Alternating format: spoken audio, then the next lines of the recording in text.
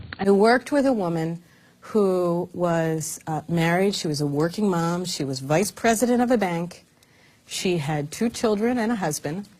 And she had her work life worked for her. You know, when she was at the bank, everything worked like clockwork. She had staff. She delegated well. Everything was fantastic. But her time at home was completely out of control. She felt like she was drowning in chores and errands. She had absolutely no quality time with her kids, and she had no quality time with her husband. She called me in for help. I said, okay, let's look into the closet of your week. And I said, tell me how it flows. Tell me what happens. So this is what, she woke up at 4:30 in the morning every day. We only ask questions. We do not judge. It wasn't me getting up at 4:30 in the morning. And she spent 2 hours by herself drinking coffee, reading the paper, and she was a marathon runner. This was a woman who took time for herself. She'd go for a run, she'd take a shower, she'd get dressed, and then she would wake up her kids. And for the next hour, she would dress her kids, run downstairs, cook breakfast, serve breakfast, clean up breakfast, grab the backpacks, grab the kids. They'd race out the door. She'd drop them off at school. Workday went just fine. She'd pick them up, come home, walk through the door at 6 o'clock. She immediately began cooking. She'd wash the floor. She'd pick up the clutter from the morning that hadn't been taken care of, serve dinner. While the kids did their homework, she would clean up. And at the end of the day, she would do laundry or iron her clothes for the next day and go to sleep and collapse. Now, what's wrong with this picture? You know what the first question I asked her was? Why do you wash the floor every night? And she looked at me so stunned and said, well, that's what my mother always did. And I went, oh, did your mom work? And with that same look of surprise, she went, no.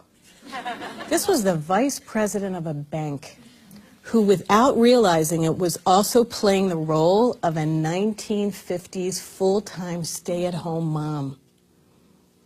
The other question that becomes very obvious when you look at this is like, where is her husband?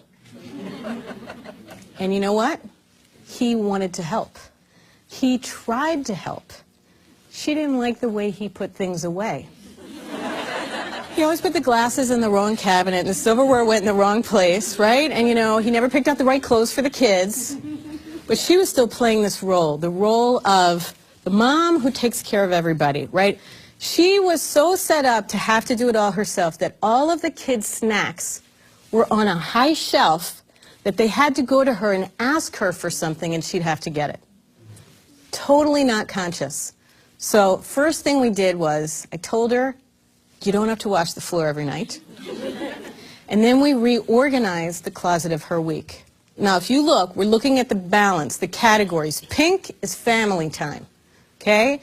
The yellow was self-time, work was blue, and marriage time was purple. Because what was she missing? Family time and marriage time, right? So we reorganized. First of all, I took a half an hour away from her in the morning. Because the only reason she was taking those 2 hours is she was dreading waking those kids up, because once she did, the weight of getting them ready was all on her own shoulders. So we gave her an hour and a half for her marathon run, coffee and newspaper. She woke up the kids got themselves dressed, her husband made breakfast, she was showering, they all sat down and ate and had an hour and a half, which was really what it took to get out the door. She went to work, it went fine. When she came home, they cooked as a family. The kids helped wash the salad ingredients.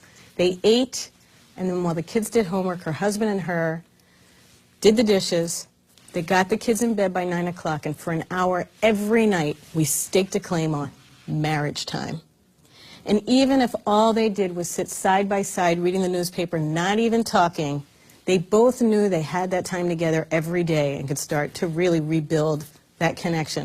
And we also reinstituted date night, right? Because you forget when you're married, you know, you get all involved in all the chores, but if you don't nurture these relationships, they start to crumble, right? You get a little detached. So we had marriage time, and even on the weekends and family time, we organized it so there was a balance between the mornings on Saturday were errands and chores finished, the afternoon was family fun time, they always had it. It motivated them to get the house clean so they could go out and go rollerblading or go to a movie. And Sundays were also outings time, and the kids could each rotate who's picking what we're doing this Sunday, routines that people can count on. And Sunday nights became designated as